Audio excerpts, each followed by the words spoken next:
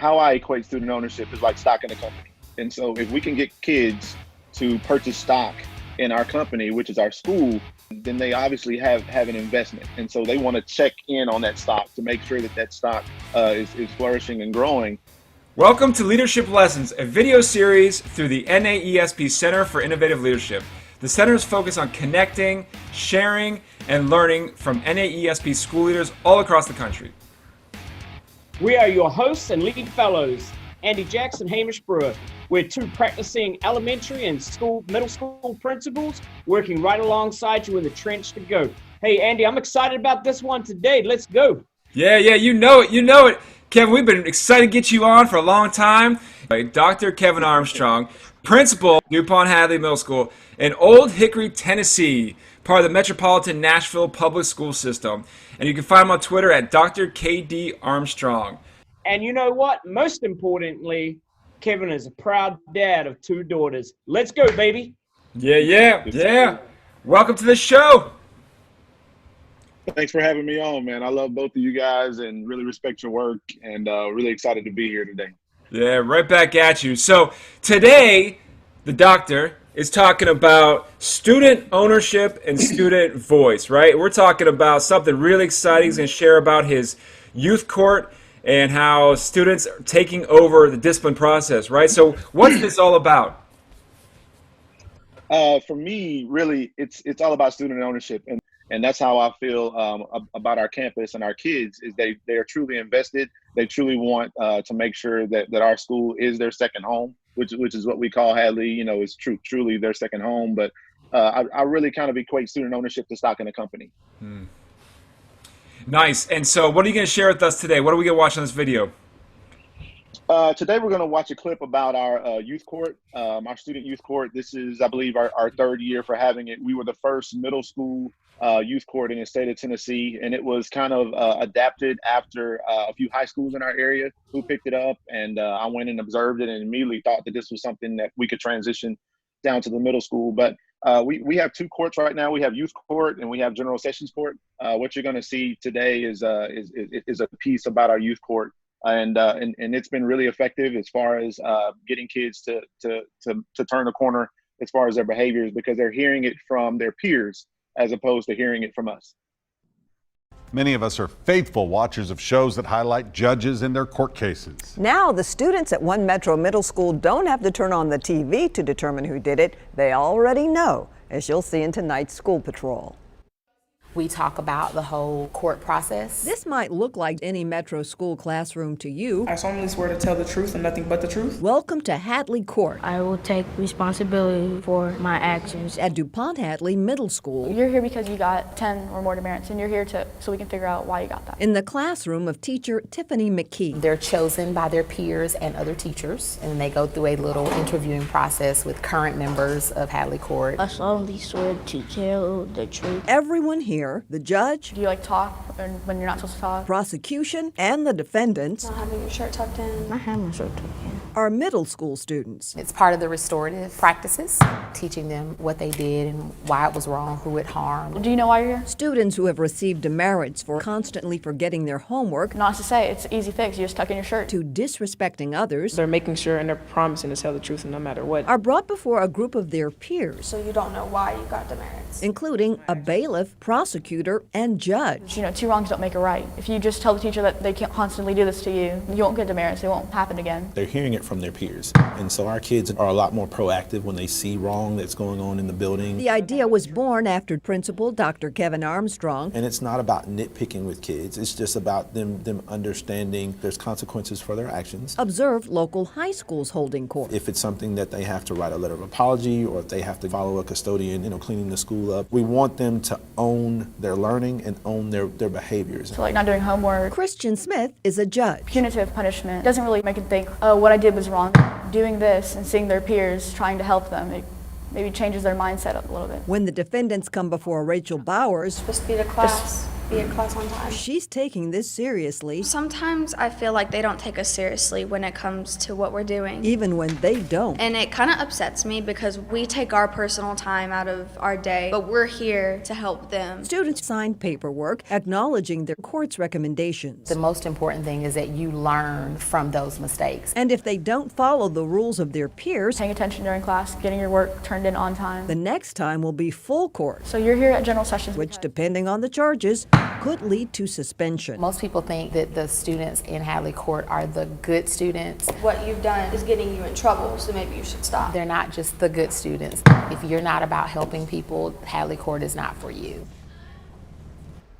And the members of the court must make their case in front of their peers as well in order to be selected for the positions they hold.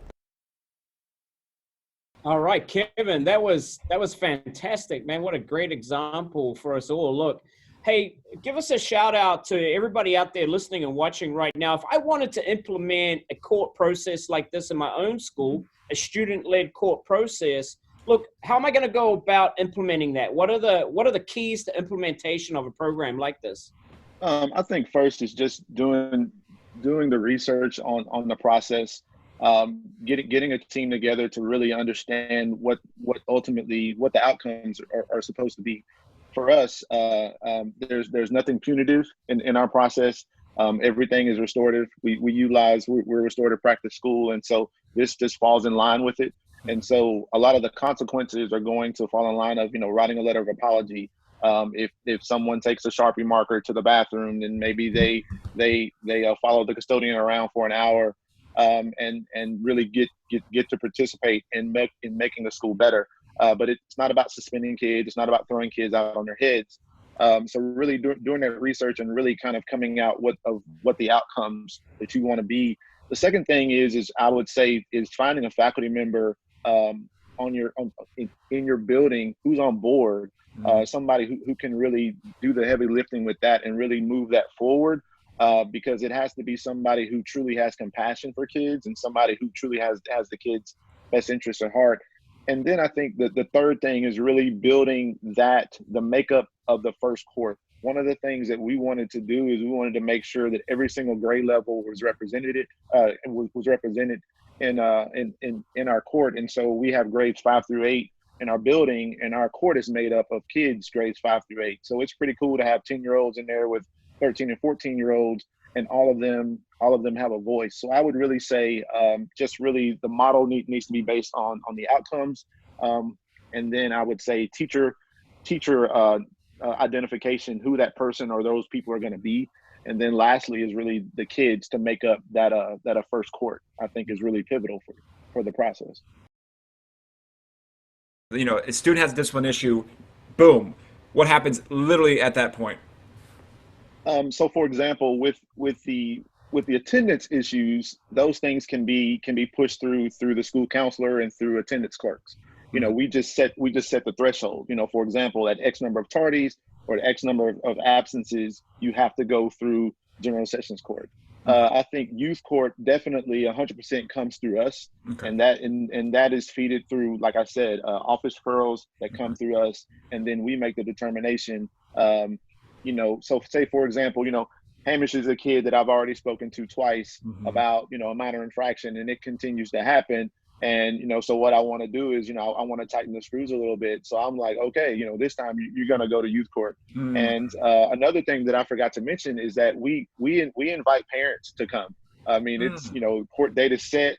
It's usually about a week out because the kids who have to appear in court, they have advocates that are part of the youth court team.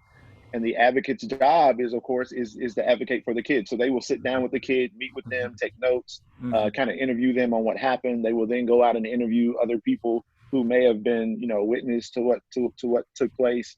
And then also on the backside, the advocate is the one that goes back and makes sure that whatever assignment was given to them, to restore the situation, that it actually takes place, and then they report that back to the court. So at Hadley we have courts. At Hadley we have clubs every Wednesday. Every Wednesday afternoon, the last 45 minutes of the day, we have clubs. And so what we've done is we've set up youth court as a club. So youth court as a club, and it's a year-long club because we want consistency. So the members of youth court, they report to youth court every Wednesday.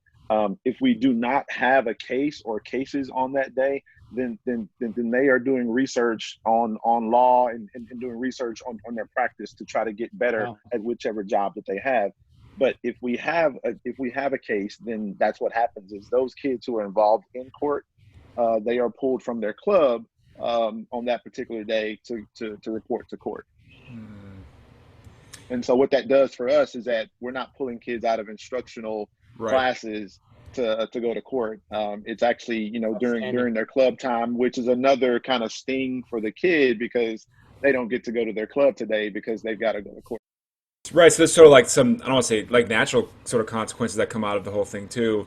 And then you're also creating these really unique opportunities for the judge and all them involved. That's such a unique experience for them that they would never get otherwise. Has this changed you as a leader? Or has your philosophy on things changed going through this process? Because that's a different take than a lot of what people are doing with discipline. Definitely. And if I could just be transparent, I think some of us have all been in situations where we're an assistant principal and we were at a really tough school and you are just swarmed by office referrals and things like that. And so the fastest way to get rid of it, just being honest, is just put kids out on their head. You're out for a day, you're out for 2 days, you're out for 3 days. Yeah. And so, you really lose the personal aspect of it, and you don't see at the time, the consequences for consistently putting kids out. Right. And so what this has done is that this has really opened my eyes to alternative ways of really dealing with discipline and really getting kids to have a level of understanding. And the whole goal for us is to turn the corner. And so I had a mentor who told me, that we should only suspend to change the behavior. And if you're not changing the behavior, then suspending, to me is a moot point. And so we feel like with youth court and with general sessions court and with other aspects that we have in our building, that we're seeing a change in behavior because we're not seeing repeat offenders as much coming through youth court as we did through the office. And so when we were running things through the office, we were seeing repeat offenders over and over and over again. Obviously, when we started running things through youth court, it wasn't funny anymore. Kids walk into youth court laughing or with a smirk on their face, and then they walk out sometimes in tears because a fifth grader, just let them have it. And it's like, because we are. And another thing that I will add is this is really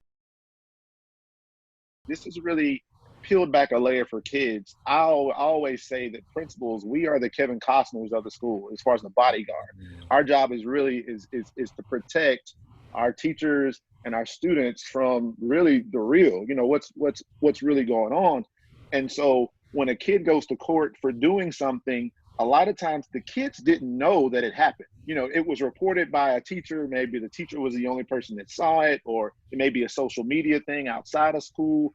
And so to watch the students' eyes are like, whoa, wait a minute, Yeah. He did what? Or she did what? She said what? Like, that goes on in our school? Like, really? And I'm like, yeah. So we had to have a conversation with the kids to say, hey, yeah, these things go on, and these are some of the things that we have to deal with.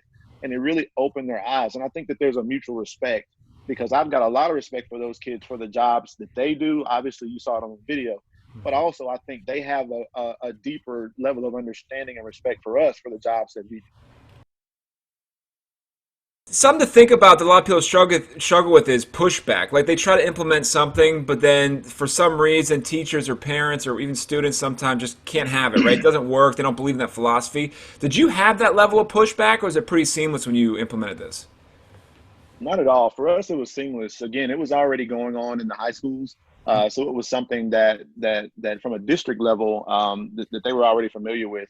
It just had not permeated down to the middle school level. And so when we put it in, I think the kids really didn't know what to expect. And then when we started calling parents, of course, initially parents were caught off guard a little bit.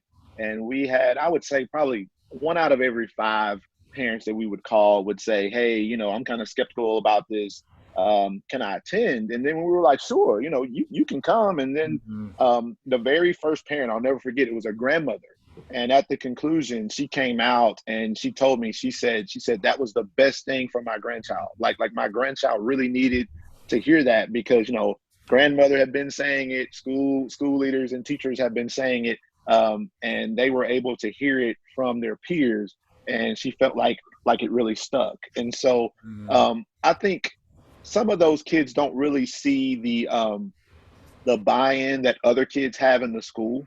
And, it's kind of like, someone who litters, like if you litter in front of somebody that really cares about their environment, like it irritates them. And I think in the school, it's the same thing. Is we have kids that do things, and other kids are like, no, we don't do that here. And so, at Hadley, our tagline is "We Are Hadley," and we really drive that. We really try to drive that home. But as far as any kind of flack or anything like that we caught, it was fairly seamless, and the process was pretty cool, and it took off. Kevin, it's so powerful, because I know, having been a middle school principal, our kids don't necessarily always go home and tell the folks at home the whole story. So Yes. One of the things that separated me from when I did elementary to middle was that very piece, how bringing home the reality at middle school is very different than what I dealt with when I was at elementary. So this is lights out. Yeah. Yes, man. We call it beat the lie. At my school, our admin team, we call it beat the lie. So, our job is, it's a race to get in touch with the parent before the kid does, because when the kid talks it, like the story is like all screwed up, and we're trying to like pull out like, no ma'am, no. Yeah, we've been there. Yeah. No. So our job is to beat the lie and to really try to drive home the truth before. All right. So that's another nugget, Kevin. That's another nugget, real quick. And we got through that. I think so many school leaders out there are going to relate to this. So that's the new line: beat the lie, and that beat the because lie, we've had buddy. conversations about the importance of communication to home to parents. Like, you cannot wait on these things, right? Don't wait for the kid to come home and tell them. You tell, as soon as these situations happen, try to reach out to those families as soon as possible, because you need to be the one telling the story and see what's going on. So beat the lie, everybody. Yes. Beat the lie. Beat the lie, buddy. Well, Kevin, that's just amazing. And I can only imagine that school discipline has come down and engagement has gone up. So great share today. Look, Kevin, if you could give one piece of advice to an up-and-coming leader or a current leader, what's your piece of advice that you love to share with leaders? I would just say one is it's a process. Listen to those who are in the trenches. Listen to those who have been in the trenches for a minute.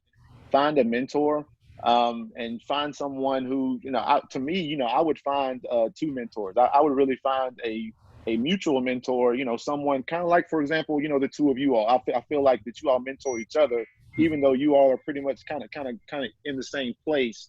But also, I feel like you need to find someone who is more seasoned, someone who has been through the wars and the struggles. Because sometimes I'll call my mentor and I'm in a panic, and they're like, calm down, it's okay, all you need to do is this and this. But really just continue to work on your craft, continue to talk and connect with others.